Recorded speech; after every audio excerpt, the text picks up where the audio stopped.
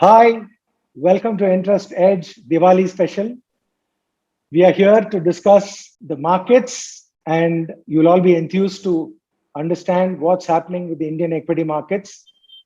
It's always fascinating to know why the markets are going up, why the markets are coming down, and particularly in the last about 18 months, the Nifty has gone up by more than twice. In fact, we have a panel of experts at Entrust.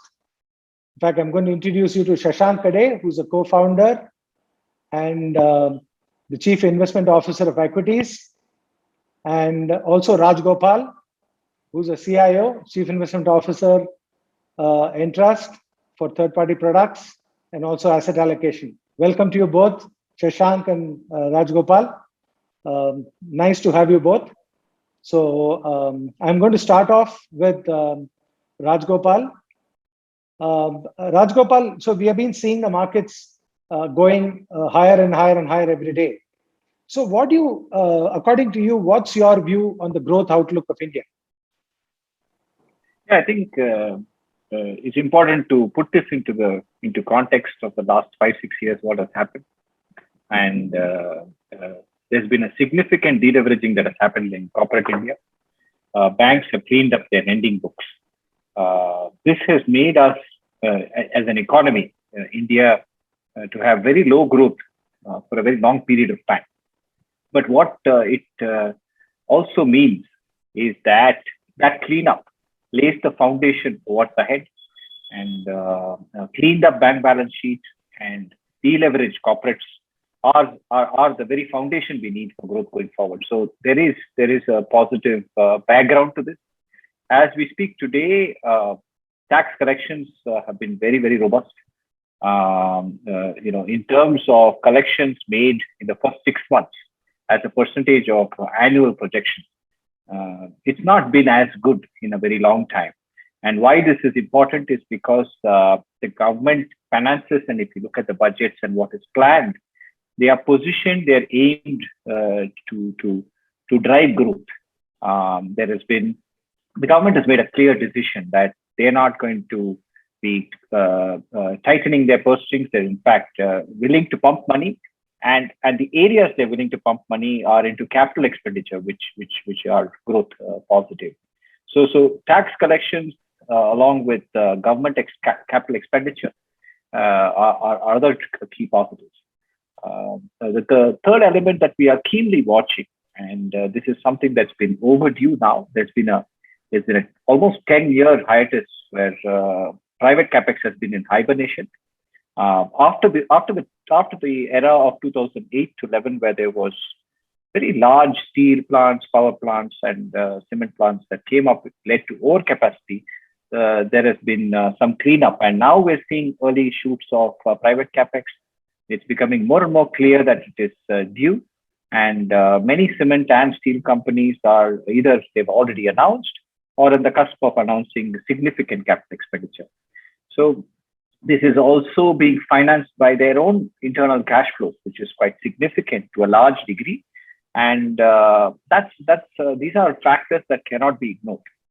The other element we've seen post-COVID is that on top of demonetization and GST, COVID has accelerated formalization, which means the larger companies, which is what the stock exchange really represents. The stock exchange doesn't represent the informal sector, which is going through trouble. The larger companies, the more organized companies, they're gaining market share, and at levels that are very, very significant that some of us have not seen in a long time. So all of these factors augur very well for corporate growth. Of course, to every narrative there is a counterpoint. The informal economy is struggling today. There are a lot of jobs in the bottom of the pyramid that have been affected. We're keeping a close eye on it, but our base case is that there is long-term growth ahead of us. Yeah. Thank you, Raj Gopal. Coming to you, Shashank. Given the optimism shared on how the Indian economic growth is shaping up, what do you think is the outlook on the Indian equity markets? Having been in the markets for so long, I'm sure you'll be able to throw some light to the viewers. What do you think about the markets and where it's going, and what the customers and the investors need to have this in mind? Sure. So, over the last couple of years, we've actually seen a substantial rise in the markets, which, if you ask me, excites some investors, at the same time unnerves a lot of investors. If you look at the IRR from 2019 to 21, it's been close to 29%. But if you look at the longer term, let's assume, the last stop which we made in 2008 and look at where we are. Equity markets have, just been, giving a IRR of close to about 13%, which clearly means that equity markets are just doing a catch up as compared to, the other asset classes. It's been a long time since equity markets on a sustained basis have produced returns. And I think that process is right now, progressing as we speak. Another point here is, I see a close parallel between how the markets were positioned in 2003 to 2008, that bull cycle. In fact, there are a lot of commonalities between, both these cycles. Low interest rates, global liquidity being benign, PSU divestments on the cards. We're looking at asset quality cleanup in banks being ready to sort of give, higher credit. Clearly gives you a feeling that we are, right at the cusp of a start of a cycle where economic growth could be far more elevated going forward. Next year, in fact, is going to be a year of reckoning where one would, actually validate what, the markets have been basing itself on. So last 2 years, if one were to look at, it's been predicated on higher economic growth coming our way. And FY23 could be a year which will validate most of the assumptions which the markets has, based itself on. So having said that, valuations are clearly on in the markets front-ended. We've actually seen a lot of companies discounting, future earnings ahead of time, at least two years ahead of time, which clearly means that the markets do not have too much of cushion to absorb any negative surprises. And negative surprises can come our way thanks to how the commodity markets are playing out, how the inflationary environment is right now. And there could be, shorter term blips in earnings in a number of companies. So, there's been this fine equilibrium between, how the expectations are on earnings and what can sort of, be presenting to us in the next 2 years. That's going to be the crux in terms of how it is going to be handled. So it's a fine balance today. Shorter term, given the way the markets have behaved, close to 20% plus, returns in this calendar year, there's a good, chance that we may see markets consolidate. In the bull cycles, if one were to look at, markets do not, present time-based corrections. These are price corrections which happened and they are sharp, because liquidity is substantial, and on and off is what, the markets tend to do. So our sense is that the markets in the near term could consolidate. There could be opportunities coming our way, when these, markets correct. So one needs to remain constructive on investing in equity markets when these sort of volatility comes our way. We've been complaining for the last 1 year. There's been not too much of correction, but when it comes, the investors need to be far more positive to invest in equities rather than shy away when the markets, start to correct. In the primary market, let me just add one point here. It's been a long time since we've really seen so many IPOs coming our way and they're getting subscribed. Today, one way to look at the liquidity is benign. And thanks to that, all these IPOs are getting funded. There is no, discrimination or distinction between X and Y. A lot of the IPOs are getting subscribed because liquidity is benign, cost of finance is low, and leverage is available to most of the investors. My sense is that as we go along, as the liquidity starts to tighten up, India is already trying to do that. Globally, also we may see it coming our way in the next 6 months. There could be, a shift in the IPO market, wherein not necessarily that all the companies will get subscribed, but it's actually a very healthy sign because capital formation clearly is encouraging right now. People are getting money to create assets, which according to me is a sustainable trend, and there'll be a lot of opportunities in the primary market as well. Thanks, Shashank. It was quite informative. Now, I just wanted to pose one question to Aris. Just seeing the global froth, it's really a concern, meaning in terms of people are talking about a kind of a deep correction in China and what happened to Evergrande recently, and basically US markets has been going up, for quite a bit in the last about more than couple of years, and basically so this froth, do you think it'll play up in the Indian markets too? Like basically, why don't you expand a little bit more and tell your view, saying that is there any connect? Very clearly, we are seeing evidence of central banking excess. If you look at what the G4 central banks have done across US, UK, Eurozone, and Japan, they have pumped in unprecedented money. In fact, the quantum of money that's been printed is in excess of what was done in 5 years post the Great Financial Crisis.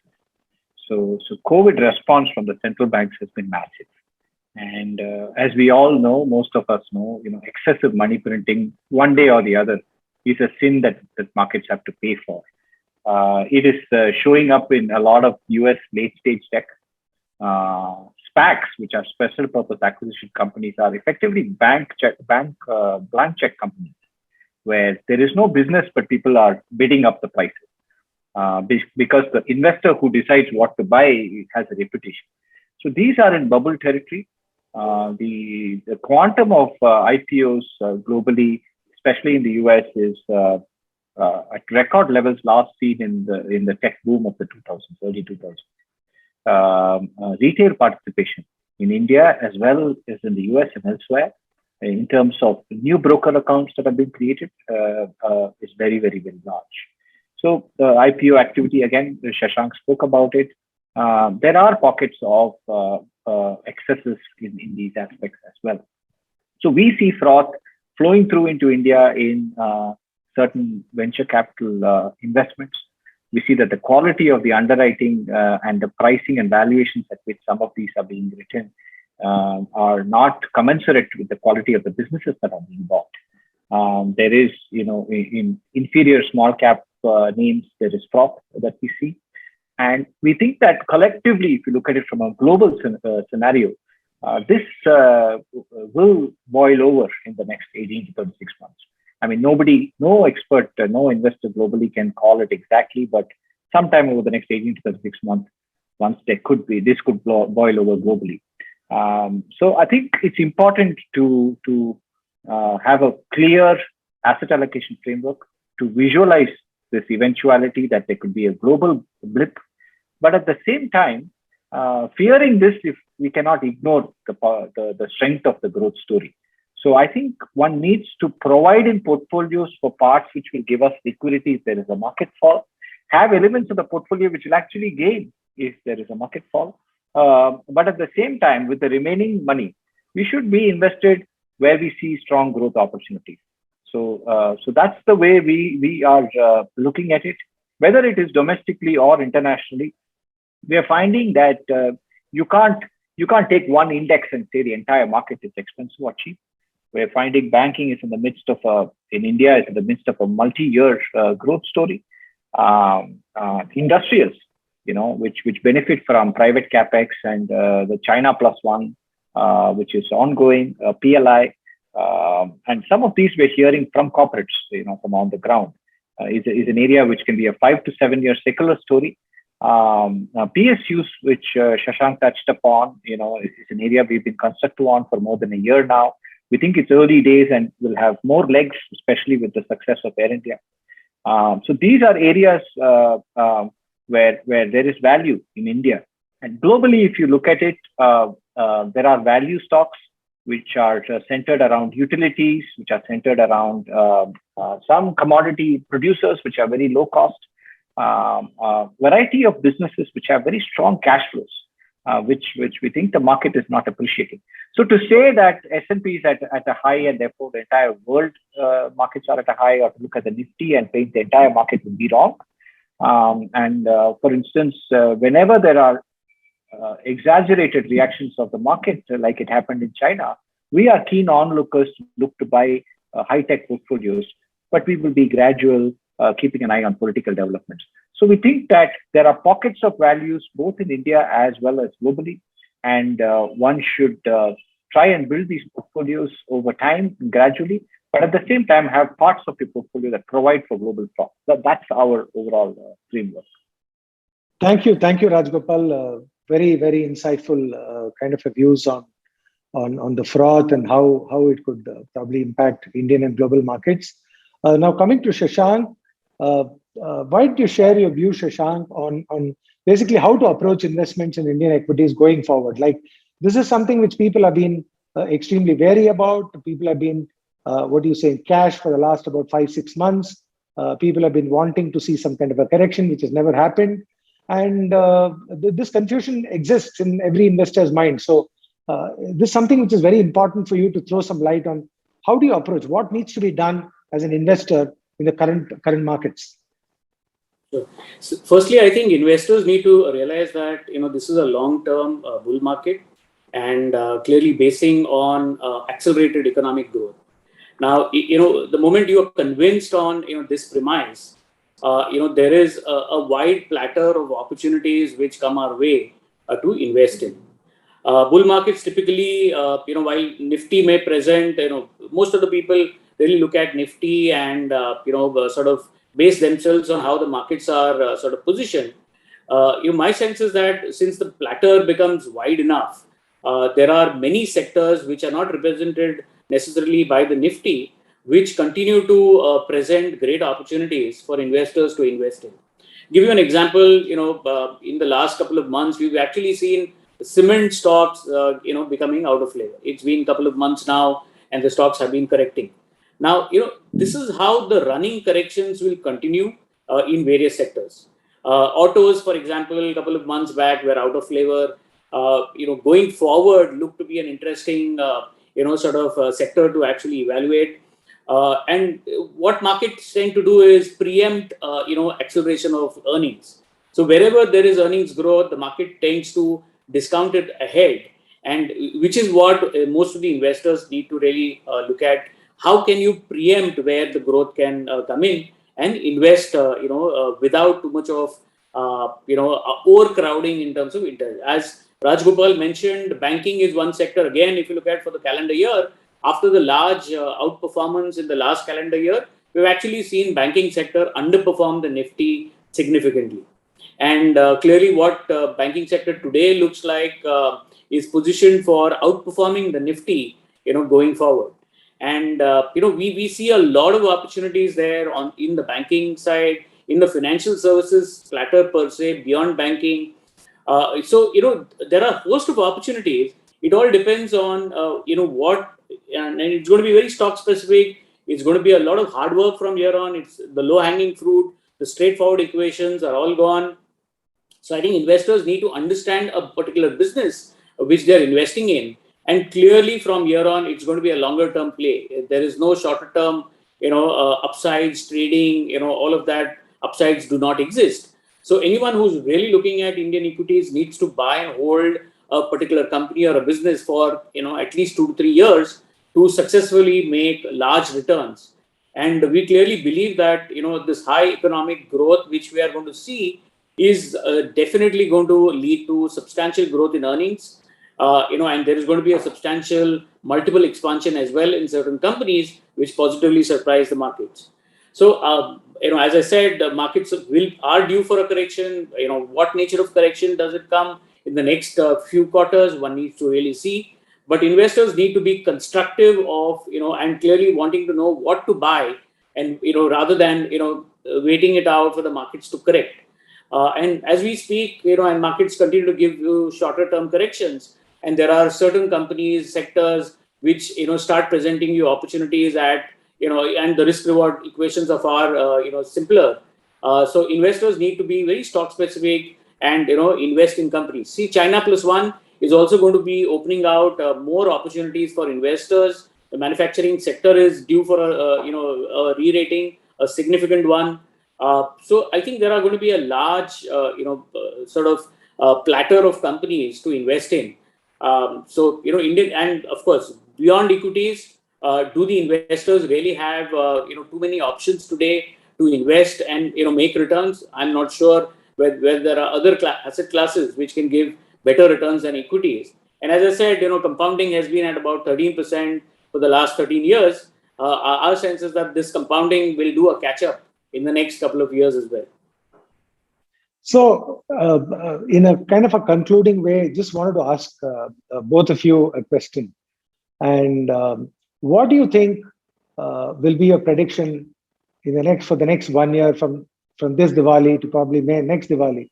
What do you think an investor can expect conservatively? What is the kind of returns an investor can expect in the markets? So sorry, Aris, I'll go first. So my sense is that compounding at about 15 to 20% is something which the markets would tend to do. Given the fact that PE multiples have already expanded significantly, the room for PE expansion may not be as significant from a year on, which clearly means that the returns are going to be a function of earnings growth. And compounding at 15% itself will be enriching for investors. And as they cherry pick their investments, correctly, the economically leveraged companies will grow faster. And my sense is, they will give higher returns for investors. But IRR of 15% is what investors should be basing themselves on. They should tone down the expectations. Last 2 years was an aberration. And I think 15% will be a great return to really expect, but it could be 2 to 3 years of great compounding coming our way. What about you, Rajgopal? Yeah, I mean, if you actually look at how business owners look at the value of their own business, they rarely look at it from a year-to-year perspective and take a much longer view. One of the things we try to do at Entrust is to get investors to behave like business owners. And I go back to what Shashank mentioned, which is it's case to case. Look at the business, what the trajectory is over the next 5 to 7 years, and where the cash flows are coming, because cash flows are real, business prospects are real. That way, what happens is that one doesn't get distracted by all the noise, by all the ups and downs in the market. It could very well be that you're owning a fantastic business, but short-term market reactions, which are driven by uncorrelated, unconnected events, could underprice the value of your business. One should not panic in those instances. Get a deeper understanding of the businesses you own. And as long as the trajectory is playing through this growth path that we are all talking about, we should stay invested. So we kind of refrain from a year-to-year sort of outlook to a large extent, but will the next 3 to 5 years be a robust investing avenue? I think the answer is yes. So advise focus on individual businesses, as Shashank mentioned earlier, and look at the prospects of those businesses, look to understand them, and stay rooted to that rather than to the market now. So thanks a lot. Thank you, Rajgopal. Thank you, Shashank, for very, very insightful views and your thoughts on the markets and the economy as such. What is my takeaways from this is, I think there is a lot of optimism in the markets, like what Shashank put in, saying that very clearly we are in the midst of bull run, but there will be definitely some kind of correction in midway. People need to be cautious. People need to understand where they're investing in, what are the kind of business they're investing in, and tread the path extremely cautiously, but definitely stay invested for a long run. And I'm sure that people can laugh away to the bank. And that's what is my takeaway from whatever I'm hearing from you both. Fantastic. And it's a kind of a great, listening to both of you. And viewers, basically, I would like to thank both Shashank and Rajgopal for being part of this enriching discussion. I'm sure you will all like it. And please stay tuned for more such videos on specific events, specific, thoughts, which we would like to share with you from time to time. Thank you very much. Thank you.